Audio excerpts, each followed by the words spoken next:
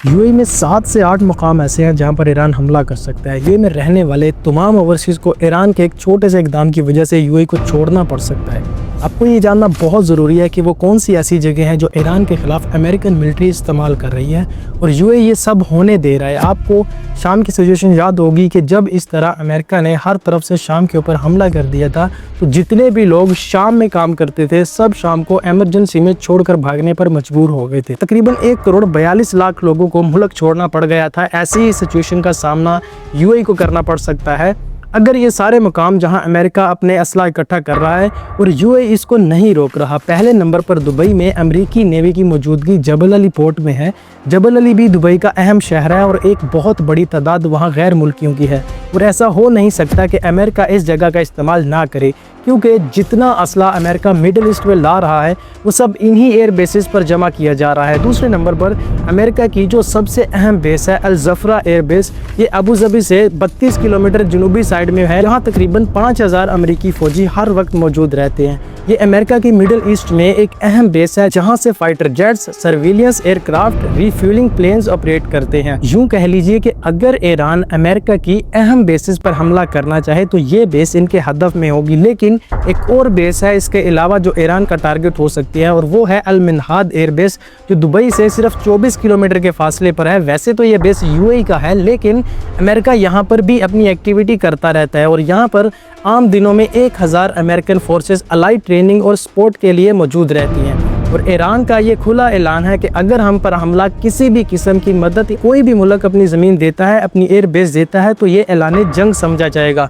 तो दूसरा target Dubai में है, यानी यूएई का कैपिटल अबू धाबी, जहां पर अमेरिका बहुत बड़ी एयर बेस है। दुबई जो सबसे ज़्यादा ट्रैवलिंग बिजनेस करता है, इसके 2 अहम इलाके जबल अली पोर्ट समेत अमेरिका के इस्तेमाल में है जो ईरान का हदफ हो सकते हैं। और यही नहीं, यूएई की स्टेट अल फुजैरा पोर्ट ये भी अमेरिका के इस्तेमाल में है, जहाँ से अमेरिकन नेवी जो जंगी बहरी जहाज़ वो अल फुजैरा की पोर्ट से ईंधन हासिल करते हैं। जंगी बहरी जहाज़ों के लिए तेल और अमेरिकन आर्मी के लिए खुराक यहाँ से हासिल की जाती है। यहाँ पर भी आम तौर पर अमेरिकन फौजी अमेरिकन बहरिया के लिए बहरी इमदाद और सप्लाई के लिए मौजूद होते हैं। और इसके अलावा अल जायद पोर्ट जो अबू धाबी में मौजूद है, यहाँ पर अमेरिकन जंगी जहाज़ और सप्लाई जहाज़ आते हैं। और अबू धाबी में ही अल बतैन एयरपोर्ट भी अमेरिकन मिलिट्री के इस्तेमाल में है, जहाँ पर अमेरिकन फौजी अफसरान और जो अमेरिका की खुसूसी मिलिट्री ऑफिसर्स और इंटेलिजेंस की परवाजें आती हैं। और जो शारजा एयरपोर्ट है, इसमें अमेरिकन आर्मी के कार्गो तैयारे आते हैं जो मिडिल ईस्ट में किसी भी किस्म की मिलिट्री ज़रूरतों के लिए अमेरिका के लिए बहुत ज़्यादा अहम है। यहाँ पर भी हर वक्त 1000 के करीब अमेरिकन आर्मी तैनात रहती है। एक अंदाजे के मुताबिक सिर्फ आम दिनों में अमेरिकन मिलिट्री की तादाद यूएई के अंदर 10,000 के करीब हो सकती है,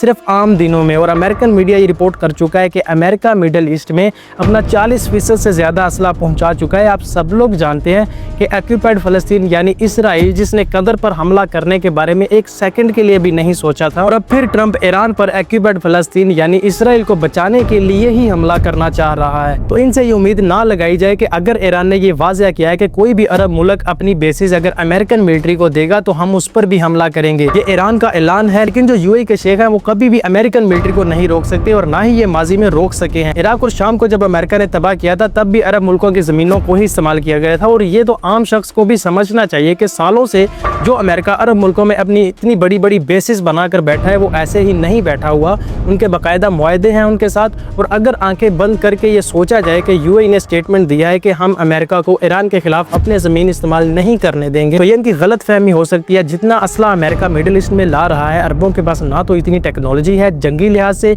ना ही अपनी जंगी फोर्सेज है अमेरिका के मुकाबले में, और ना ही वो अमेरिका को ताकत से रोक सकते हैं। स्टेटमेंट्स देते हैं तो देते रहे अपने लोगों को तसल्लियाँ देने के लिए, लेकिन अमेरिका की जब मर्जी होगी कोई अरबों के बारे में सोचेगा भी नहीं और वो इनको आसानी से हैंडल कर लेगा। और बदले में ईरान जो मिडिल ईस्ट में अपनी ऐसी ताकत रखता है कि अमेरिका अभी भी सोच रहा है हमला करने के बारे में कि ईरान ज़रा सा भी गुरेज नहीं करेगा। अमेरिका की हर एयर बेस पर हमला ईरान कर सकता है, अपनाई हुर्मुज़ को ईरान बंद कर सकता है, और ईरान अमेरिकन नेवी और इब्राहिम लिंकन जैसे बहरी बेड़े पर भी हमला करेगा। और ये हमला कितना ताकतवर होगा इस चीज़ का अंदाज़ा अमेरिकन तज्ज़ियाकारों को भी नहीं हो रहा। ये वजह कि अब तक अमेरिका ने ईरान पर हमला नहीं किया क्योंकि ईरान के पास वाकई एक ऐसी ताकत मौजूद है जिसे वो अमेरिकन नेवी के गुरूर को समंदर की तह में पहुंचा सकता है। ये चीज़ ईरान ने साबित कर दिया कि ईरान के बैलिस्टिक मिसाइल्स को रोकना अमेरिका और ऑक्यूपाइड फ़लस्तीन यानी इसराइल के जदीद तरीन टेक्नोलॉजी की भी बस की बात नहीं है। और अगर ईरान हमला करता है तो अमेरिकन नेवी को ईरान हिट भी कर सकता है और आसानी से अमेरिका की जदीद तरीन दिफाई निज़ाम को शिकस्त दे सकता है।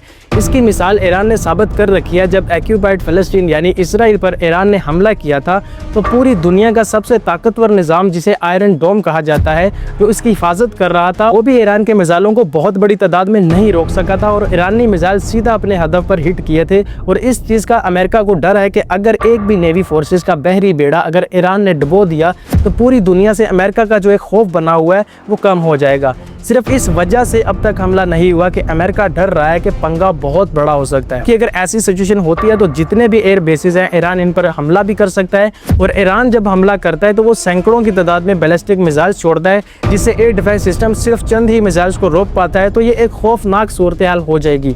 और इसके अलावा ईरान अकेला नहीं है, बल्कि चीन और रूस अपनी पूरी ताकत के साथ ईरान के साथ खड़े होते दिखाई दे रहे हैं। चीन और रूस अपने दिफाई निज़ाम और अपनी इंटेलिजेंस ईरान को दे रहे हैं। चीन ने अपने इसराइल के अवधा एयर बेस पर मौजूद F-22 रैप्टर की निशानज़दा सैटेलाइट तस्वीर शाया की हैं। हर जहाज को चीनी हरूफ में अलग अलग लेबल लगाकर वेब पर डाला गया। 11 स्टील्थ लड़ाका तैयार है जिन्हें सिर्फ नजर ना आने के मकसद से तैयार करने पर $67 बिलियन खर्च हुए। सोशल मीडिया पर ऐसे पेश किए गए जैसे किसी रेस्टोरेंट का मेन्यू हो। इस हफ्ते चीन ने ईरान को CM-302 मिसाइल्स फरोख्त किए हैं। इस हफ्ते चीन ने बहरीन से निकलने वाले हर एक जंगी जहाज की तस्वीर ली। और आज जब जनेवा में मुज़ाकरात शुरू हुए तो पॉलिटिको ने सफारतकारी के शोर में छुपी असल खबर दी। ट्रंप के सीनियर मशीर ये चाहते हैं कि ईरान पर पहला हमला जो है वो ऑक्यूपाइड फ़लस्तीन यानी इसराइल करे, क्योंकि सियासी तौर पर ये ज़्यादा बेहतर होगा। इस जुमले को हमेशा याद रखें, वाशिंगटन खुद पहला वार नहीं करना चाहता। वो चाहता है कि इसराइल हमला करे, ईरान का जवाब बर्दाश्त करे और फिर इसी जवाब को बुनियाद बनाकर अमेरिका अपनी मुकम्मल फौजी कार्रवाई को दिफा के तौर पर पेश करे। 500 तैयारे, 2 तैयारा बरदार जहाज, F-22, C-17 असला, सब कुछ इसलिए तैनात किया गया कि खुद क़यादत ना करे बल्कि बाद में शामिल हो। इसराइल गोली चलाए, ईरान जवाब दे और अमेरिका फिर मुहाफिज बनकर दाखिल हो, क्योंकि सियासत के लिए ये ज़्यादा बेहतर रहेगा उनके लिए। ये फौजी हिकमत अमली नहीं बल्कि जिम्मेदारी को तरतीब देने का तरीका है और इसराइल ये जानता है। इसलिए द यरूशलेम पोस्ट के मुताबिक इसराइल ये काम समझते हैं कि क़यादत अमेरिका को करनी चाहिए, पैरवी नहीं।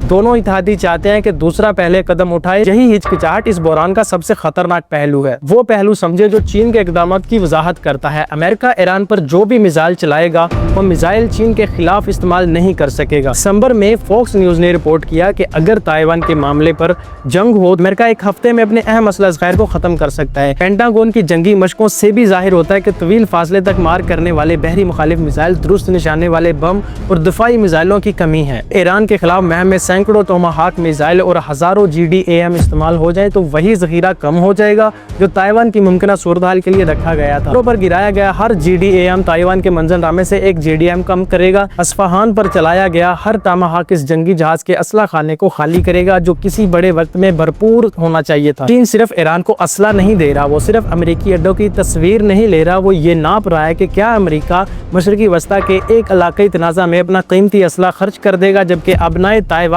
अब भी असल मैदान हो सकता है। चीन अमली तौर पर एक स्ट्रेटेजिक आजमाइश चला रहा है। मुखालिफ को मुसल्लह करो, उसकी फौजी पोजीशन मालूम करो, तस्वीर आम करके उसकी ऑपरेशनल सिक्योरिटी को कमज़ोर करो, फिर देखो कि क्या वाशिंगटन खुद को एक इलाकाई ताकत के खिलाफ कमज़ोर कर लेता है जबकि असल हरीफ अपने ताकत महफूज रखता है। ईरान लालच है, ताइवान असल इनाम है और चीन की शाया करदा हर सैटेलाइट तस्वीर इस किताब का एक सफ़ा है जो वो आने वाले मरहले के लिए लिख रहा है। अब की ताज़ा खबर है कि चीन ने अपनी पीपल लिबरेशन आर्मी यानी PLA के 4 फ़िज़ाई दफ़ाई निज़ाम ईरान को मुंतकिल कर दिए हैं कि मुख्तलिफ ममालिक ने अपने शहरियों को फौरी तौर पर ईरान छोड़ने की हिदायत दी है। इतलात के मुताबिक अमेरिका मुमकिन तौर पर ईरान पर पहले बड़े पैमाने के फ़िज़ाई हमले शुरू कर सकता है और अमेरिकी बहरिया का तैयारा बरदार जहाज़ मशरकी वस्ता में दाखिल हो चुका है और ये बहुत अलार्मिंग सिचुएशन है।